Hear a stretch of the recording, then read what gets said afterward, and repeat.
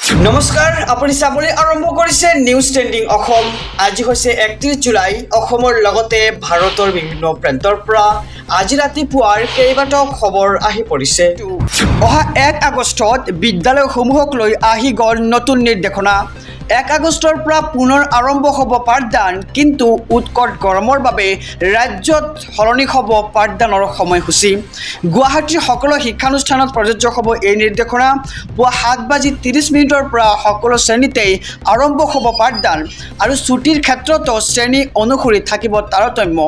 নিম্ন প্ৰাথমিক বিদ্যালয়ৰ ছুটিৰ সময় হৈছে পুৱা 11:30 আৰু উচ্চ মাধ্যমিক প্ৰাথমিকৰ ছুটিৰ সময় হৈছে 12 বজা আৰু মাধ্যমিক পৰ্যায়ৰ শিক্ষানুষ্ঠানত পাঠদান চলিব দুপৰীয়া 1 বজালৈকে।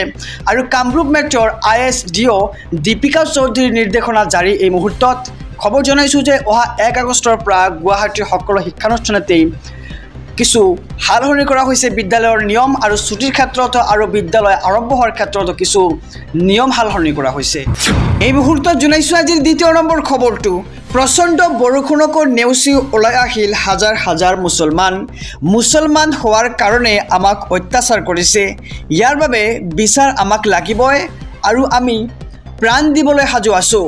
প্ৰতিজন সংখ্যালঘুৰ চকুপানীৰ বিচাৰ নেদেখাজনে কৰিব, আৰু সংখ্যালঘুৰ ন্যায়ৰ বাবে আমি যি কৰিব লাগে তাকেই কৰিম। সংখ্যালঘুৰ লগত আল্লাহ আছে, আমচু আছে। আমি যুঁজিম আৰু এদিন জয়ী হ'ম। উচ্ছেদৰ বিৰুদ্ধে এবাৰ আমচুৰ মহাগৰ্জন দেখিবলৈ পোৱা গৈছে, আৰু গোৱালপাৰাত হাজাৰ হাজাৰ মুছলমানৰ সৈতে এবাৰ আমচুৰ প্ৰতিবাদত অংশগ্ৰহণ কৰিবলৈ ওলাই আহিল এবাৰ সংখ্যালঘু পুৰুষ আৰু মহিলা। আহিছোঁ পৰৱৰ্তী খবৰৰ মাজলৈ। নন্দিনী কাশ্যপৰ ঘটনাক লৈ আৰক্ষীৰ বৃহৎ সংবাদমেল। দুৰ্ঘটনাৰ নিশা নন্দিনীয়ে আৰক্ষীলৈ ফোন কৰাৰ কথা সম্পূৰ্ণ মিছা আছিল। ঘটনা সন্দৰ্ভত গুৱাহাটীৰ ট্ৰেফিক পুলিচে নিশা কোনো ধৰণৰ খবৰ পোৱা নাছিল, আৰু গুৱাহাটী যান বাহন আৰক্ষীৰ ওচৰত নন্দিনী কাশ্যপৰ কোনো চালান নাই। প্ৰথমে দিছপুৰ থানাত 630 25 নম্বৰত আৰু 115 125 281 BNS ধাৰাত গোচৰ ৰুজু কৰা হৈছিল, আৰু শেহতীয়াকৈ 105 BNS ধাৰাত ৰুজু কৰা হৈছিল গোচৰ, আৰু আজি হাজিৰ কৰা হ'ব আদালতত, আৰু খন্তেক পিছতেই কৰা হ'ব স্বাস্থ্য পৰীক্ষা। নিশা 1:30 গ্ৰেপ্তাৰ কৰা হৈছিল অভিনেত্ৰীগৰাকীক, আৰু 26 তাৰিখে ৰুজু কৰা হৈছিল গোচৰ। সম্পূৰ্ণ ঘটনা থাকিব আদালতৰ আওতাত, আৰু তদন্তত প্ৰকাশ পাব নন্দিনীৰ কথাৰ। আহিছোঁ পৰৱৰ্তী খবৰৰ মাজলৈ। অসমৰ মুছলমানক বঞ্চনাৰ অভিযোগ গৰজি উঠিল আছাদুদ্দিন ওৱেইচি। অসমৰ মিয়া মুছলমানৰ ন্যায়ক লৈ এবাৰ গৰজিল আছাদুদ্দিন ওৱেইচি। মিয়া মুছলমানক ভূমি অধিকাৰৰ পৰা বঞ্চিত কৰিছে হিমন্ত বিশ্ব শৰ্মাই। জুলাই মাহতে 7,000 মুছলমান পৰিয়ালক গৃহহীন কৰিছে এইখন চৰকাৰে। ধুবুৰী, লখিমপুৰ, নলবাৰী, গোৱালপাৰাত চলাইছে অমানৱীয় উচ্ছেদ, আৰু সংবিধান নামানি হিমন্ত বিশ্ব শৰ্মাই চলাইছে বুলডোজাৰ। মিছন বসুন্ধৰাত কিয় সাঙুৰি লোৱা হোৱা নাই বাংলাভাষী মুছলমানক? নিৰ্বাচনত জয়ী হ'বলৈ ভূমিহীন মানুহক উচ্ছেদ কৰিছে হিমন্ত বিশ্ব শৰ্মাই। এই মুহূৰ্তৰ খবৰ জনাইছোঁ। এইবাৰ মুছলমানক লৈ গৰজিল আছাদুদ্দিন ওৱেইচি।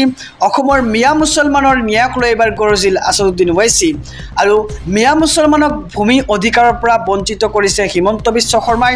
জুলাই মাহতে 7,000 মুছলমান পৰিয়ালক গৃহহীন কৰিছে এইখন চৰকাৰে। ধুবুৰী, লখিমপুৰ, নলবাৰী, গোৱালপাৰাত চলাইছে অমানৱীয় উচ্ছেদ, আৰু সংবিধান নামানি হিমন্ত বিশ্ব শৰ্মা চৰকাৰখনে চলাইছে বুলডোজাৰ। আৰু মিছন বসুন্ধৰাত কিয় সাঙুৰি লোৱা হোৱা নাই বাংলাভাষী মুছলমানক? এনেদৰে এতিয়া বিজেপি চৰকাৰক প্ৰশ্ন কৰিছে আছাদুদ্দিন ওৱেইচিয়ে। আহিছোঁ আজিৰ শেষৰ খবৰটোৰ মাজলৈ। যিসকলে ই ৰিক্সা চলায় আৰু ই ৰিক্সাত ভ্ৰমণ কৰে তেওঁলোকৰ বাবে এটা অত্যন্ত জৰুৰী খবৰ। ই ৰিক্সা চালক লৈ আহি গ'ল 12টা নতুন নিৰ্দেশনা। নিয়ম নামানিলেই ভৰিব লাগিব জৰিমনা। 1 নম্বৰত সকলো ই ৰিক্সা চালকে পৌৰসভাই যোগান ধৰা নম্বৰ প্লেট লগাব লাগিব। 2 নম্বৰত নগাঁও পৌৰসভা এলেকাত পৌৰসভাৰ দ্বাৰা অনুমোদিত ই ৰিক্সাৰ বাহিৰে অন্য ই ৰিক্সা চলাচল নিষেধ কৰা হৈছে। 3 নম্বৰত কোৱা হৈছে পুৱা 5 বজাৰ পৰা নিশা 9 বজালৈকে চলাব পাৰিব ই ৰিক্সা।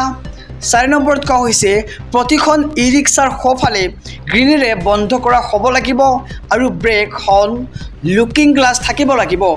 5 নম্বৰত কৈছে ই ৰিক্সাসমূহৰ আগফালে আৰু পিছফালে হালধীয়া ৰিফ্লেক্টৰ টেপ লগাব লাগিব।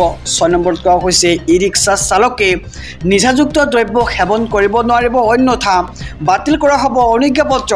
7 নম্বৰত কোৱা হৈছে চালকৰ বাহিৰে চালকৰ আসনত অন্য যাত্ৰী বহিব নোৱাৰিব।